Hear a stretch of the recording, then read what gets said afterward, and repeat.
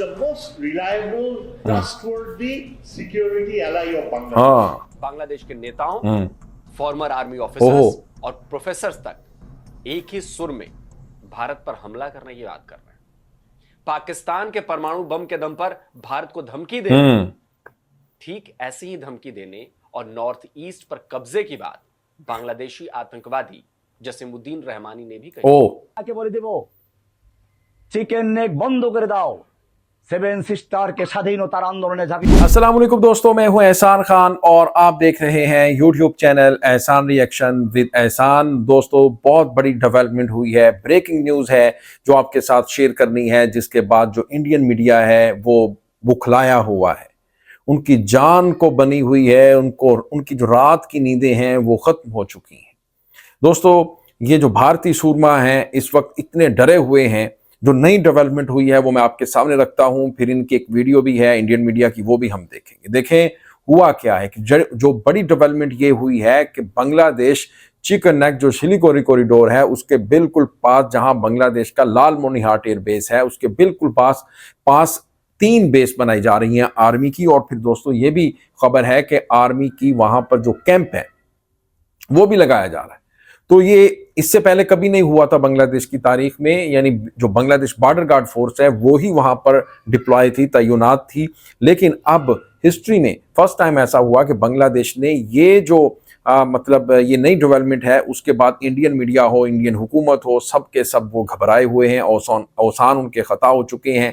और इसी के ऊपर अब इंडियन मीडिया चीखें मार रहा है। अब देखें दोस्तों, वो कह रहे हैं कि ये प्रोफेसर मोहम्मद यूनुस हैं और बांग्लादेश की जो आर्मी है ये परमाणु बम जो पाकिस्तान का है उसके ऊपर इतना ज़्यादा डिपेंड है और हिंदुस्तान को धमकियां लगा रहे हैं। और जनरल साहिर शमशाद मिर्ज़ा बांग्लादेश के सफ़र पर आए, उसके बाद उन्होंने जो सिलिगुड़ी कॉरिडोर वाला जो हिस्सा है, एरिया है, वहाँ पर उन्होंने सफ़र किया और कुछ वहाँ पर जो ब्रीफिंग भी दी गई हैं। और उसके बाद वहाँ पर 3 बेसिस भी तैयार हो गई और फिर एक कैंप लगाया गया है। इससे पहले ऐसा नहीं था और बांग्लादेश ने अपनी आर्मी भी इंक्रीज की है इस एरिया में।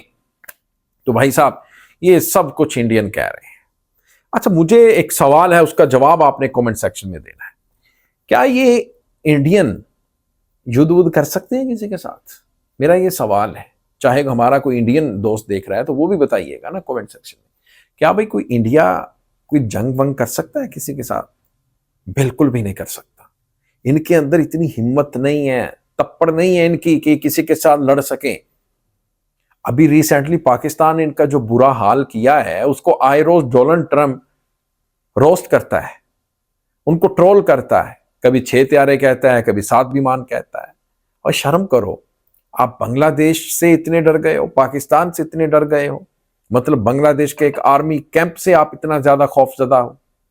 दोस्तों, आइए वीडियो की तरफ बढ़ेंगे, फिर हम इसको देखेंगे और फिर हम इसके ऊपर बात भी करेंगे। जुड़े रहिएगा आखिर तक, इस वीडियो को जरूर देखिएगा। 3, 2, 1 एंड याद है ना, बांग्लादेश के चीफ एडवाइजर ने भारत के नॉर्थ ईस्ट को लेकर क्या कहा था?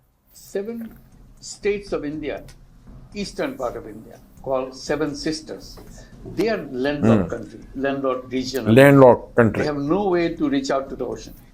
We are the only सही कहा guardian उसने। of the ocean. याद है ना, Only guardian of the ocean. Farmer officer और पॉलिटिकल लीडर कर्नल ओली अहमद ने कैसे पाकिस्तान के न्यूक्लियर बम से भारत को धमकी दी थी? আমাদের অনেক বন্ধু রাষ্ট্র আছে যাদের কাছে নিউক্লিয়ার বম আছে এবং তারা দিতে রাজি আছে।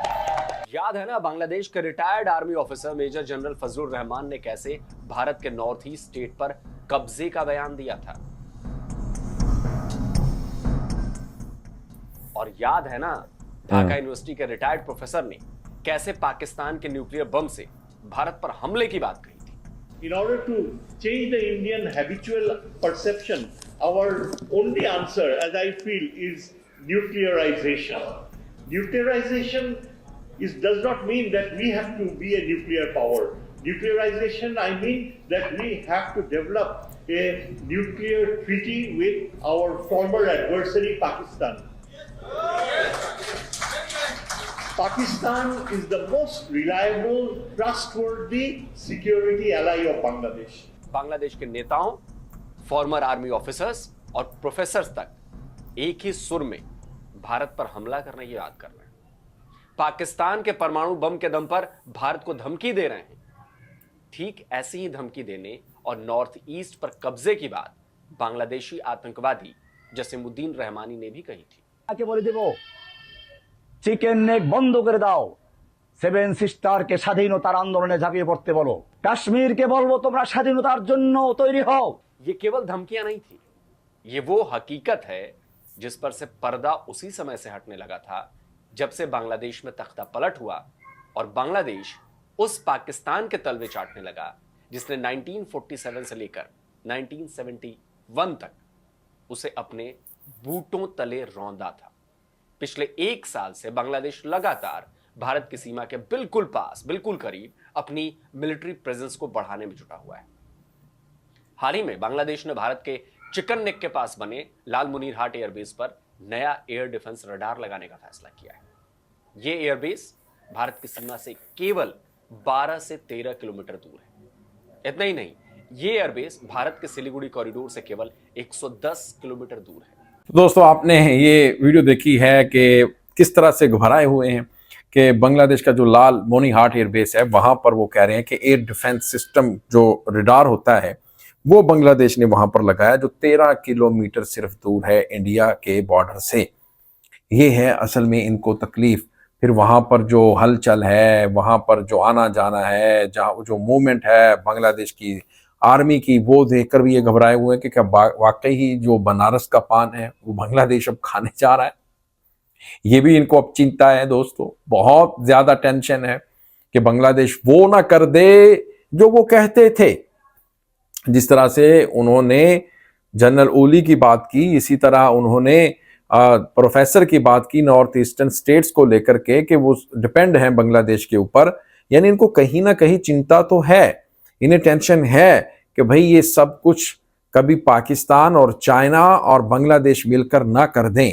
इसीलिए मैं कहता हूं ना कि स्ट्राइक फ्रॉम द ईस्ट, इस बार जो स्ट्राइक है वो ईस्ट की तरफ से होगी।